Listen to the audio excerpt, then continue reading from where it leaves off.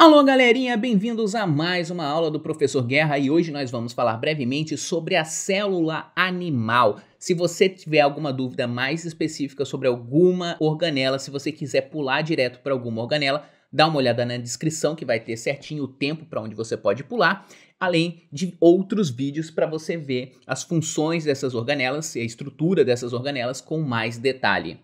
Então eu tenho aqui uma célula animal e a primeira coisa que a gente vê é essa membrana que ela tem por fora, a membrana plasmática, a membrana celular, que é uma bicamada fosfolipídica. O que isso quer dizer? Que ela é feita por moléculas chamadas de fosfolipídios, que tem uma parte que gosta de água, uma parte que não gosta, assim como o detergente. Até por isso, o detergente é importante, por exemplo, no combate àquele vírus que está causando esse caos mundial, porque o detergente e o fosfolipídio eles se misturam muito bem e aí você consegue desmontar uma membrana da célula usando o detergente. Além dos fosfolipídios, as membranas contêm proteínas. Essas proteínas têm papel de identificação de que tipo de célula a gente está falando, né, entre as células para elas poderem se comunicar. Tem papel de ancoragem, de ligação com outras células, ou então talvez mais importante, papel de controle de que substâncias entram ou saem da célula.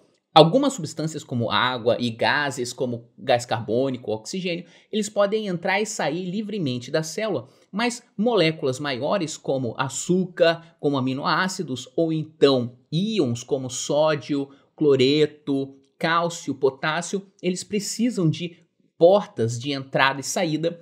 Às vezes essas portas não só permitem a entrada e a saída, mas como forçam a entrada e saída dessas substâncias para dentro ou para fora da célula.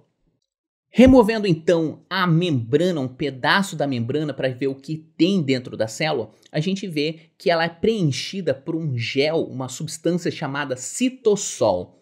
O citossol é essa mistura de água, açúcar, aminoácidos e tudo que tiver misturado aí nesse meio celular. Esse espaço interno da célula é chamado de citoplasma. Então, o citoplasma é preenchido por citossol e por organelas. E a organela que mais chama atenção nessa primeiro instante, nessa primeira visão da célula, é essa esfera magenta, rosa que a gente tem aí, chamada núcleo.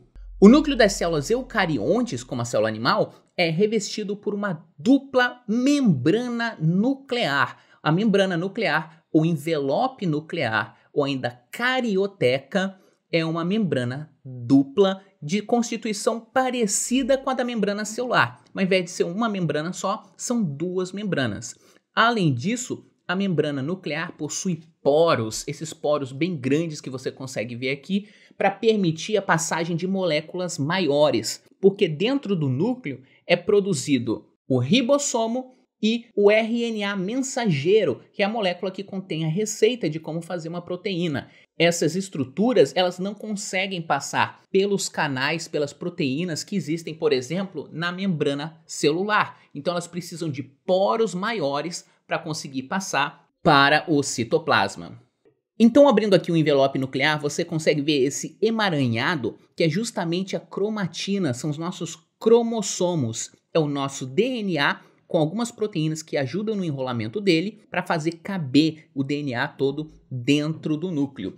E além disso, você tem ainda essa outra esfera ali dentro, meio escondida, que algumas pessoas, quando descobriram pela primeira vez, quando olharam no microscópio e falaram, ia lá, tem um núcleo dentro do núcleo, um pequeno núcleo, eles chamaram isso de nucleolo, que é uma região de montagem, de produção de ribossomos. Então, conectado aqui ao envelope nuclear, a gente tem esse sistema de tubos e sacos que a gente vai chamar de retículo endoplasmático. Você vê que uma parte dele está cheia de bolinhas verdes, que são justamente os ribossomos, e essa parte a gente vai chamar de retículo endoplasmático rugoso. A outra parte ali no canto, um roxo um pouco mais claro, né, sem as bolinhas verdes, a gente vai chamar de retículo endoplasmático liso. A diferença é que o retículo endoplasmático rugoso está associado à produção de proteínas. Proteínas que vão ficar na membrana, proteínas que vão ficar dentro de vesículas especializadas ou proteínas que vão ser jogadas para fora da célula, vão ser exportadas. Enquanto o retículo endoplasmático liso está mais envolvido na produção de lipídios, de algumas gorduras, como por exemplo o colesterol e hormônios relacionados ao colesterol. E você pode ver que nem todo ribossomo está aderido ao retículo endoplasmático rugoso. Isso porque a função do ribossomo é produzir proteínas. Qualquer proteína, seja proteína para membrana, para vesícula, para exportação, ou então as proteínas que vão ficar dentro da célula, dentro do citoplasma, como por exemplo as proteínas do citoesqueleto, que é um conjunto, uma rede de proteínas que dá formato à célula. Já aqui em vermelho a gente tem uma das organelas mais famosas, a mitocôndria. Você pode reconhecer a mitocôndria porque ela é esse tubinho com um serpenteado dentro dela. Vamos dar uma olhada o que é esse serpenteado. A gente vai tirar então parte da membrana da mitocôndria e a gente pode ver que a mitocôndria possui, na verdade, duas membranas. Uma membrana externa, e aí a gente tem um espaço entre as membranas, desse rosinha um pouco mais claro, e aí o serpenteado interno é um outro saquinho, formado por uma membrana interna. E dentro dessa membrana interna, a gente vai ter a matriz mitocondrial. Qual é o papel da mitocôndria? O papel da mitocôndria é principalmente produção de ATP, fornecimento de energia. Então, células que vão exigir um custo energético muito grande vão ter mais ATP, vão ter mais mitocôndrias do que células que têm uma atividade metabólica, uma necessidade energética mais baixa. E uma das coisas mais legais a respeito da mitocôndria é que ela tem o seu próprio DNA. Então, nem todo o seu DNA está no núcleo. Alguns genes estão dentro da mitocôndria. Para saber mais sobre isso, dá uma clicada nesse vídeo aqui sobre endossimbiose ou então esse outro vídeo aqui sobre o DNA mitocondrial. Já esse conjunto de tubos aqui, esse conjunto de tubos amarelos com as bolinhas associadas a ele, as vesículas associadas a ele, é o complexo de Golgi. O papel principal do complexo de Golgi está envolvido com a exportação, com a secreção de substâncias. Então, quando o retículo endoplasmático produz proteínas que vão ser liberadas para fora da célula, quem faz essa liberação, o preparo e liberação dessas proteínas é o complexo de Golgi. Então, transporte é complexo de Golgi, secreção é complexo de Golgi. As vesículas são pedacinhos do complexo de Golgi que se desprendem contendo essas substâncias. E aí eles se conectam à membrana, eles se abrem e liberam para fora da membrana.